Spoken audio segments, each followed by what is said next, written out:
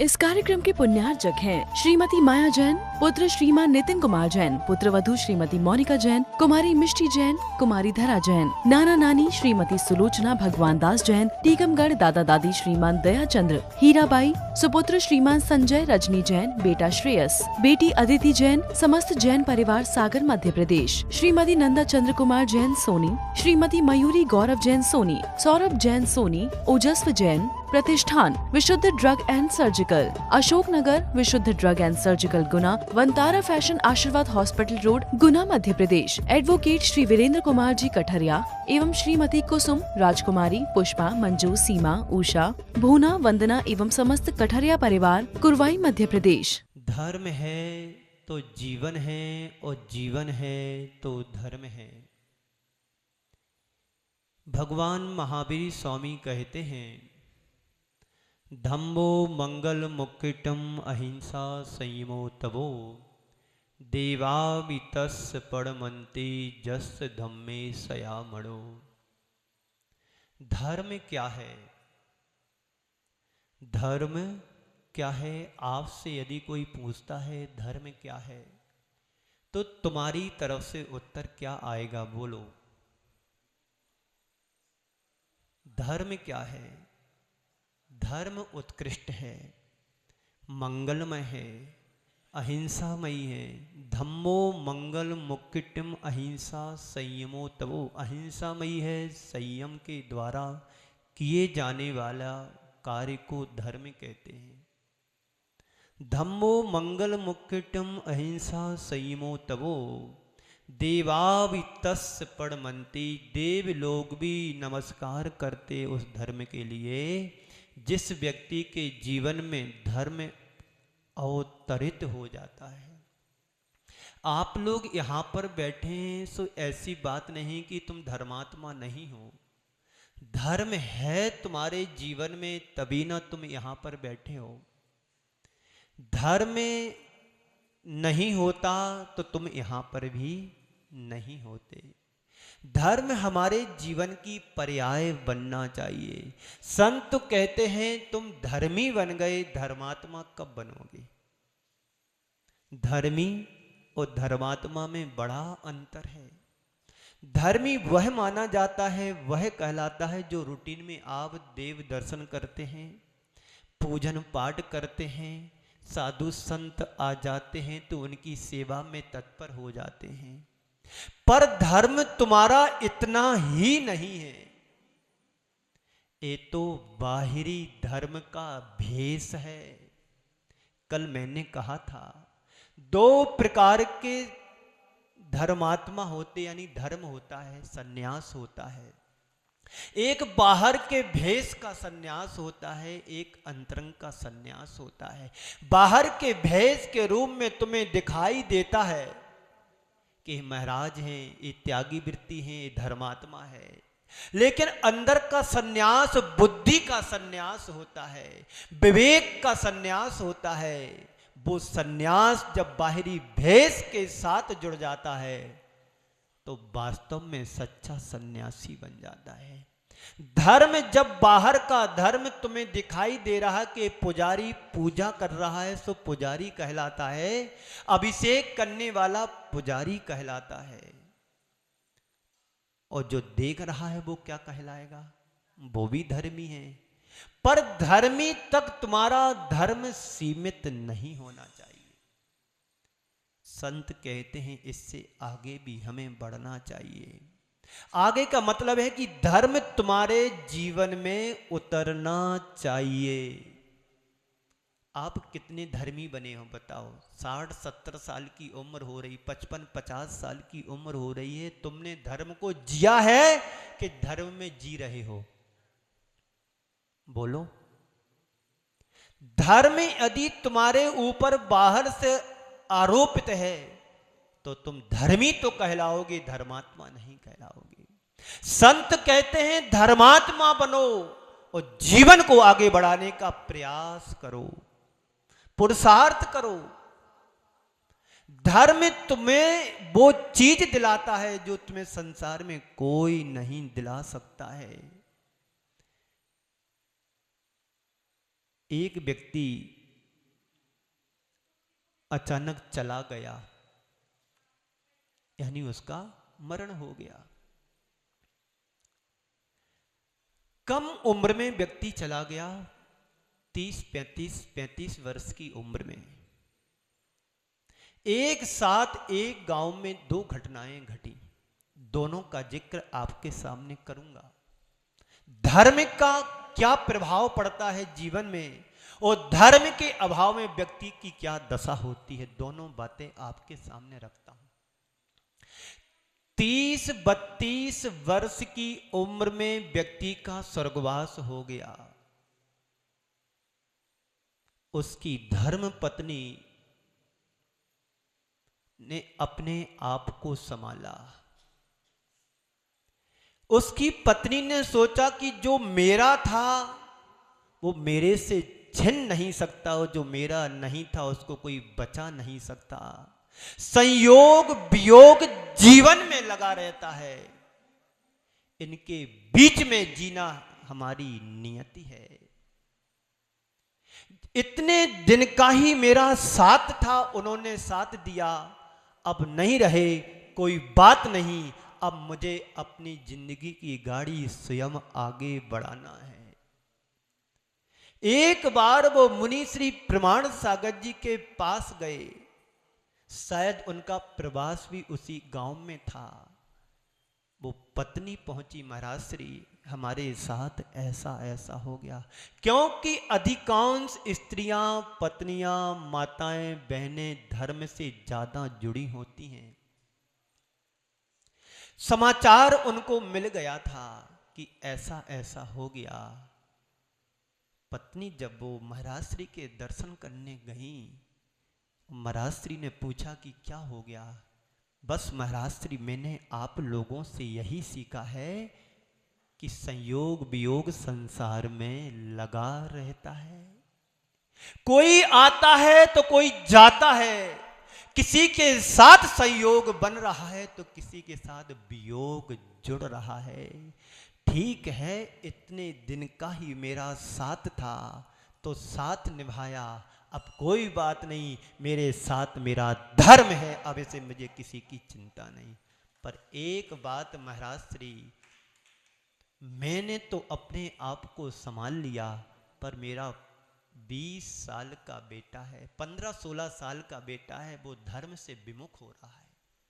वो कह रहा है कि मेरे मम्मी पापा इतना धर्म करते थे तो मेरे पापा के साथ ये घटना क्यों घटी। आप महाराज श्री उसको समझाएं, मोटिवेट करें। बेटा भी साथ में था, उससे पूछा गया, ये बताओ तुम्हारे पापा को गए कितने दिन हो गए। बोले 1.25 माह हो गया। तुम्हारे पापा को गए कितने दिन हुए। बोले बेटा बोलता है महाराज श्री 1.25 माह हो गया। तुम्हारी मम्मी की हालत क्या है। बोले नॉर्मल है। सुन रहे हो ना आप लोग, आपके बीच की ही घटना में सुना रहा हूं, पर रोचक है। बोले मां की तुम्हारी हालत कैसी। बोले मम्मी नॉर्मल है। अच्छा ये बताओ, वो अंकल जी की धर्म पत्नी खत्म हो गई है, उनको जानते हैं। हाँ महाराज श्री जानता हूं। क्या हो गया। बोले आंटी जी ने सुसाइड कर ली। क्या उम्र थी। बोले 60 वर्ष की उम्र थी। बात सुन रहे हो ना, दोनों पक्ष तुम्हारे सामने रख रहा हूं। धर्म का जीवन में क्या असर होता है और धर्म से विमुख होने पर जीवन पर क्या प्रभाव पड़ता है। बोले मैं उस आंटी जी को जानता हूं, उनकी उम्र लगभग 60 साल की होगी और सुसाइड करके यानी छत से नीचे गिर करके उन्होंने आत्महत्या कर ली। अच्छा ये बताओ वो अंकल जी कैसे हैं। बोले डिप्रेशन में चले गए। अंकल जी कैसे हैं। बोले डिप्रेशन में चले गए। ये बताओ तुम्हारी मां धर्म करती थी तो क्या हालत है। नॉर्मल है, अपने आप को संभाल लिया। वो अंकल जी धर्म से नहीं जुड़े थे इसलिए डिप्रेशन में चले गए। तो तुम्हें समझने की बात है कि जो धर्म हमारे जीवन में दे सकता है वो कोई और कुछ नहीं दे सकता है। धर्म करत संसार सुख, धर्म करत निर्माण, और धर्म पंथ साधे बिना नर त्रियंच समान। धर्म की महिमा बताते हुए कहा जा रहा है कि धर्म हमारे जीवन का आमूल चूल परिवर्तन करने वाला है।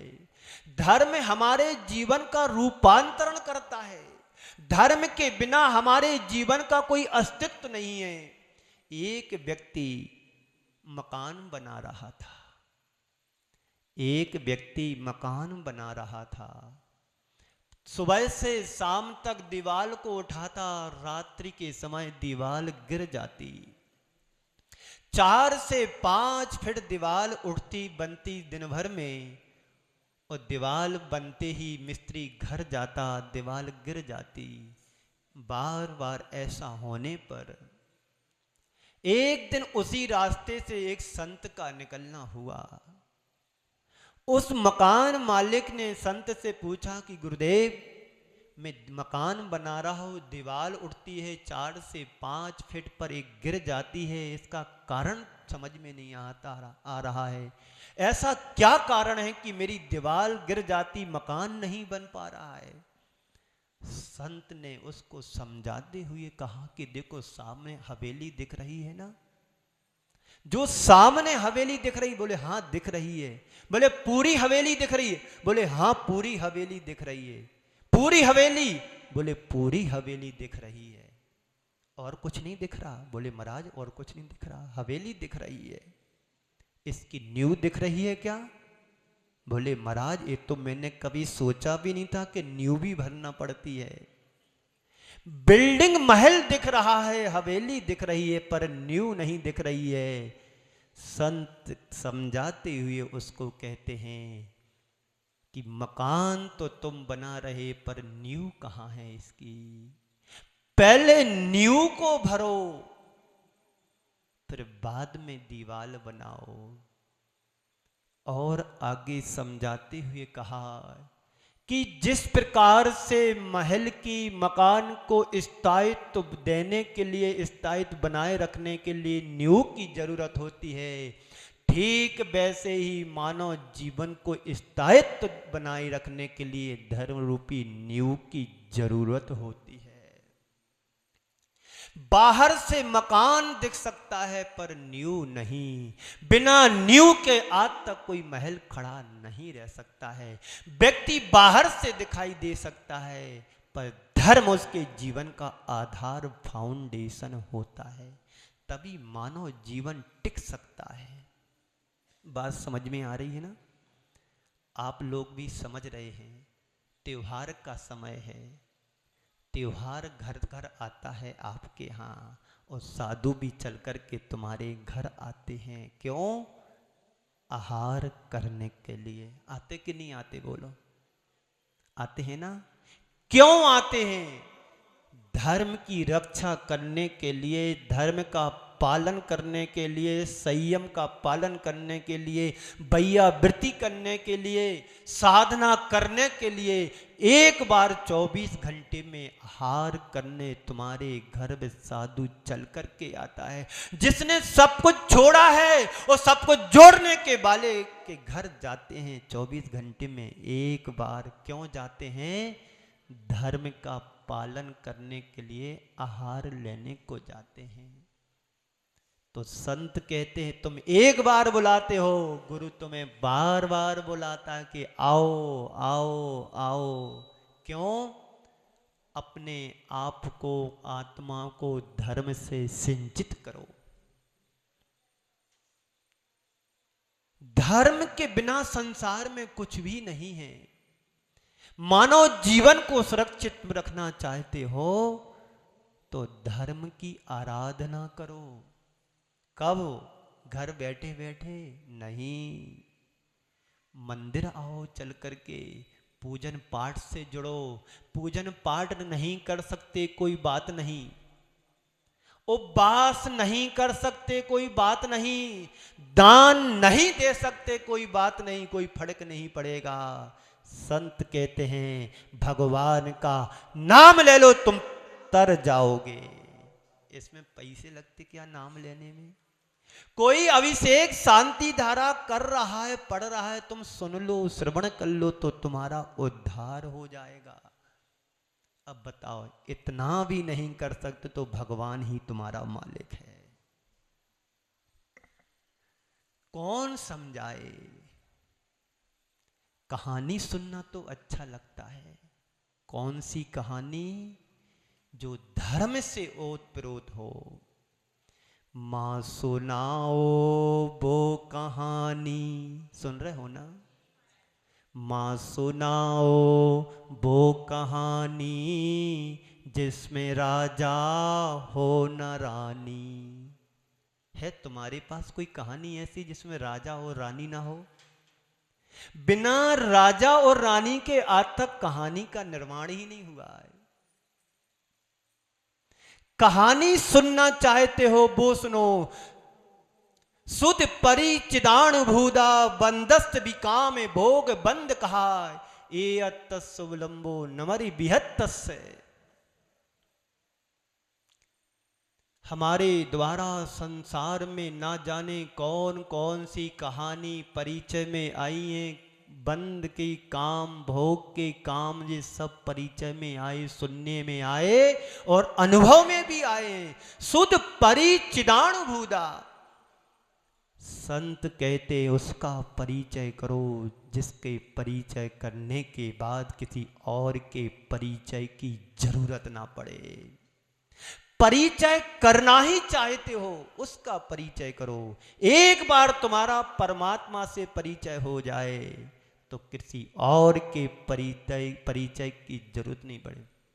इस कार्यक्रम के पुण्यार्चक थे श्रीमती माया जैन, पुत्र श्रीमान नितिन कुमार जैन, पुत्र वधू श्रीमती मोनिका जैन, कुमारी मिष्टी जैन, कुमारी धरा जैन, नाना नानी श्रीमती सुलोचना भगवान दास जैन, टीकमगढ़ दादा दादी श्रीमान दया चंद्र, हीराबाई, सुपुत्र श्रीमान संजय रजनी जैन, बेटा श्रेयस, बेटी अदिति जैन, समस्त जैन परिवार सागर मध्य प्रदेश, श्रीमती नंदा चंद्र कुमार जैन सोनी, श्रीमती मयूरी गौरव जैन सोनी, सौरभ जैन सोनी, ओजस्व जैन, प्रतिष्ठान विशुद्ध drug and surgical, Ashok Nagar विशुद्ध drug and surgical Guna, Vantara fashion आशीर्वाद हॉस्पिटल रोड गुना मध्य प्रदेश, एडवोकेट श्री वीरेंद्र कुमार जी कठरिया एवं श्रीमती कुसुम, राजकुमारी, पुष्पा, मंजू, सीमा, उषा, भूना, वंदना एवं समस्त कठरिया परिवार कुरवाई मध्य प्रदेश।